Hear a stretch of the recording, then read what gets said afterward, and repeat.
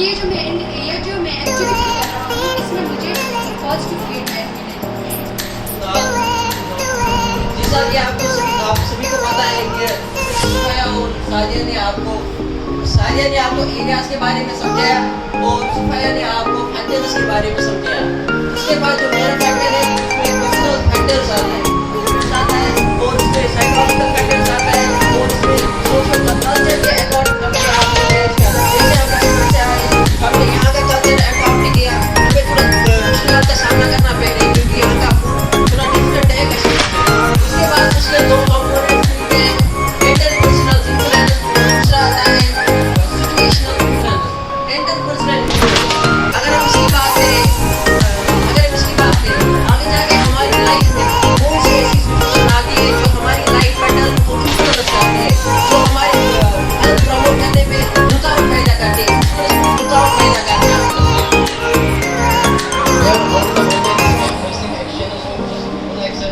जो आउटकम हो सकते हैं वो नेगेटिव भी हो सकते हैं, पॉजिटिव भी हो सकते हैं। इसके फैक्टर्स होते हैं immediate complicating demands and preferences.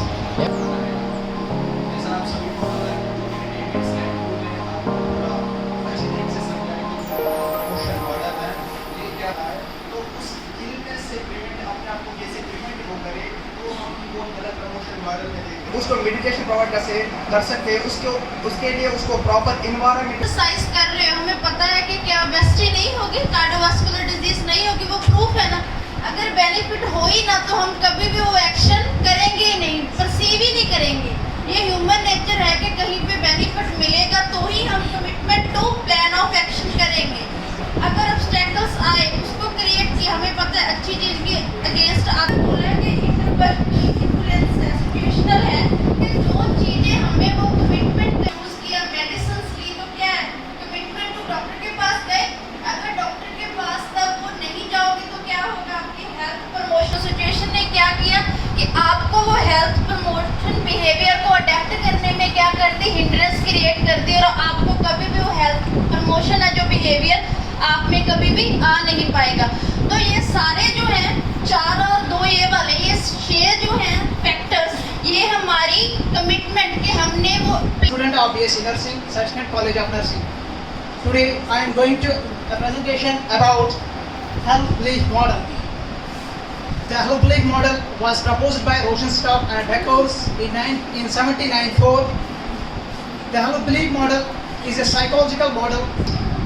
First of all, demographic variables, जिसमें आती है एज, और आता है क्लास में आएगा, हाई क्लास भी आ सकता है और लोअर क्लास भी आ सकता है। इसके अलावा आता है जेंडर में आता है फीमेल और मेल, उसकी हेल्थ पर असर पड़ सकता है। And I will request drawer and continue. Stage है जहाँ पे एक सब्जेक्टिव परसेप्शन एक इंडिविजुअल को होती है।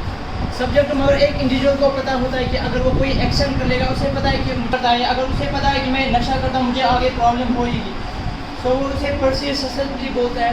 And the next is perceive severity और जिसे हम simply consciousness of illness disease बोलते हैं।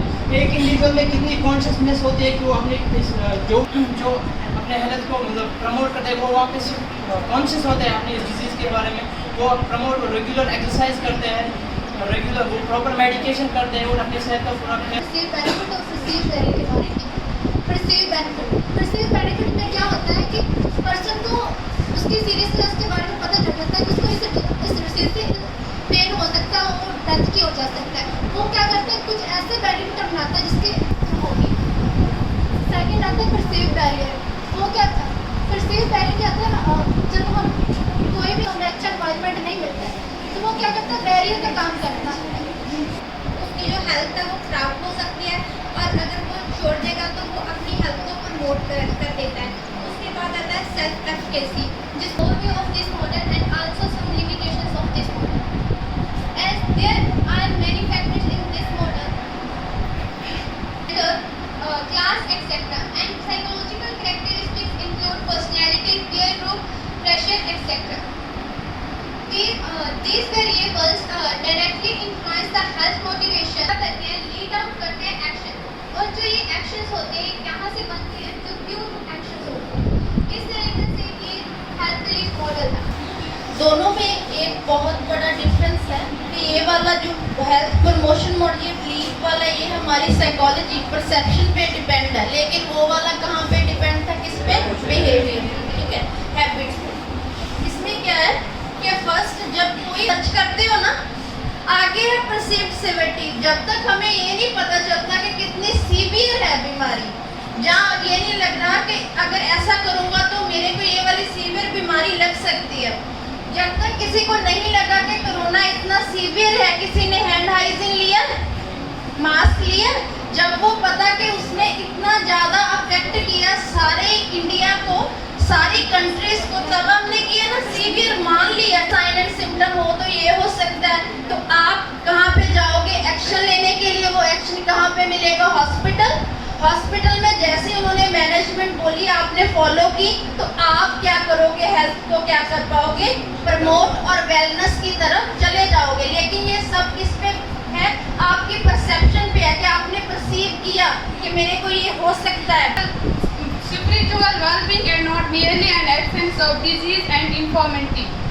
हेल्थी पर्सन वो होता है जो फिजिकली, मेंटली, सोशली फिट होता है, जिसमें कोई डिजीज ना हो। और Today we will discuss about health illness model. What is health? क्या हो गया? लोग मेरे फ्रेंड्स आपको ऑलरेडी बता चुके हैं हेल्थ इलनेस कॉन्टिन्यूम के बारे में। अब मैं इसके बारे में आपको थोड़ा सा कुछ रिव्यू कराऊंगी। दोस्तों वी विल डिस्कस हेल्थ। जैसे कि आपको पता चल चुका होगा कि हेल्थ हम किसे बोलते हैं। एक हेल्दी पर्सन वो होता है जो फिजिकली, मेंटली, मुझे क्या अभी हमारी जो हेल्थ है वो स्ट्रॉन्ग ग्रोथ में जाएगी, तब हम हाई लेवल वेलनेस की तरफ जाते हैं। और लेफ्ट साइड आता है साइंस में हम जाएंगे। फॉर एग्जाम्पल हमें कोई डिजीज हो जाती है, लंग कैंसर हो जाती है, हमें कोई साइंस मिल रहे है उसके बारे में, तो हमारी प्रॉपर ग्रोथ एंड डेवलपमेंट होगी, ठीक है। तो हम क्या हाई लेवल वेलनेस पे ही रहेंगे। कोई मदर है जिसको पता है कि जब आपकी एज, आपके लिए आयरन जरूरी है ना, ठीक है, कैल्शियम बोन के लिए जरूरी है। अगर आपकी मदर को एजुकेशन है, अवेयर है, तो वो क्या है, आपको प्रॉपर तक ही रहोगे ना। मान लो कि ऐसा पर्सन है जो एक न्यूट्रल पॉइंट पे है, उसमें पहले साइंस आई, लेकिन उसने उनको क्या कर दिया, निग्लेक्ट, फिर सिम्टम्स भी आने लगे, ज़्यादा इफेक्ट किया। लास्ट वाला क्या, डिसेबल हो गया, वो जो रेगुलर काम कर रहा था वो भी करने से हट गया। तो अगर इस कंडीशन में ये तीनों चीज़ें आगे, आपने एक्शन नहीं लिया, ट्रीटमेंट नहीं लिया, तो कहाँ पे पहुँच जाओगे? डेथ। क्या है जो कि के सिमिलर है, जो कि पिछले ग्रुप ने आपको बताया ही है। इसमें है जो दो एक्सेस आते हैं, हर चीज है वो एनवायरनमेंट एक्सेस को जो है डोनेट करती है, और जो सेकंड है वो हेल्थ स्टेटस डिटरमाइन करते हैं। पहला आता है इसमें बायोलॉजिकल, ह्यूमन बायोलॉजी, जैसे फिजिकल एनवायरनमेंट, वो रिलेट होता है हमारी बॉडी के, उसमें एटमॉस्फेयर और कुछ ऐसे होते हैं जो हमारी हेल्थ खराब कर सकते हैं, जैसे एटमॉस्फेयर वाइट होता है।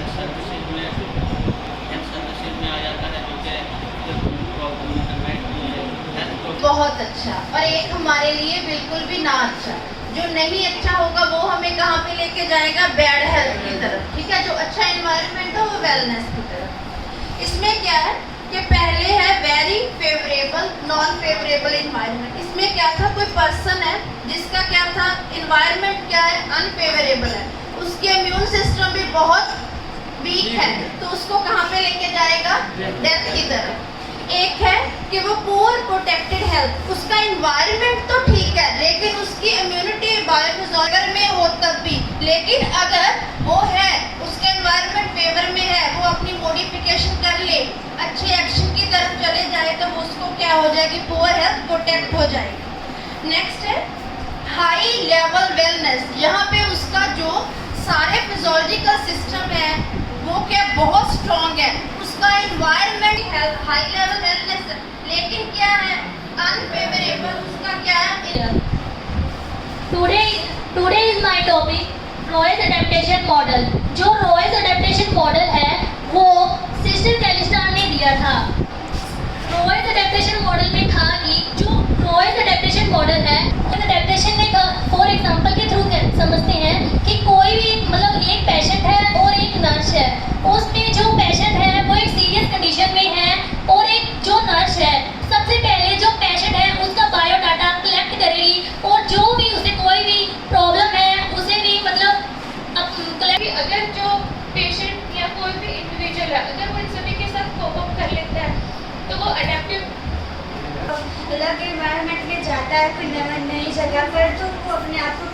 चीज़ में अडेप्ट करेगा। अगर उसको बेस्ट न्यूट्रिशन मिलेगा तो वो अपनी हेल्थ को पूरी तरह से अपने कोपिंग मैकेनिज्म को यूज करके फिर क्या हो, जो हमारे फिजिकल वो क्या हो जाएगी, खराब है ना हमारे उसने। अगर वहाँ पे कोपिंग प्रोसेस हमारी इम्यूनिटी वाले इम्यूनाइजेशन ने उसने क्या किया, फाइट किया एंटीबॉडीज ने, अगर तो वो अडेप्ट हो गए, उन्होंने फाइट की, उस वायरस को निकाल दिया, चाहे फीकर रूट के चाहे वॉमिटिंग के थ्रू, तो क्या होगा, अच्छा बिहेवियर। अगर यहाँ तक ना पहुँच पाया तो क्या होगा, बैड बिहेवियर होगा। और यहाँ से ही आपका जो था ना हेल्थ बिलीफ वाला मॉडल वो स्टार्ट हो जाएगा। अगर बिहेवियर अच्छा है, बुरा है, हैबिट अगर खराब हुई तो वहाँ साइकोलॉजिकल कोई स्ट्रेसर है वो हमारे सेल्फ कंसेप्ट को करेगा। अगर रोल आइडेंटिटी का नहीं पता कि मैंने कैसे करना, रोल आइडेंटिटी को फिजिकल और साइकोलॉजिकल दोनों इफेक्ट करेंगे। मान लो कोई मदर है जिसको क्या फीवर है, तो वो बच्चे के लिए दूध को रेडी नहीं कर पाएगी, वो अपने रोल से क्या होगी, पीछे हो गई। Gave us chance to come in front of you. Today me and my team member. पहले हम देखेंगे इसको किसने डिस्कवर किया था। इसको डिस्कवर करने वाले फ्रेंडशिप है between the agent, host and environment।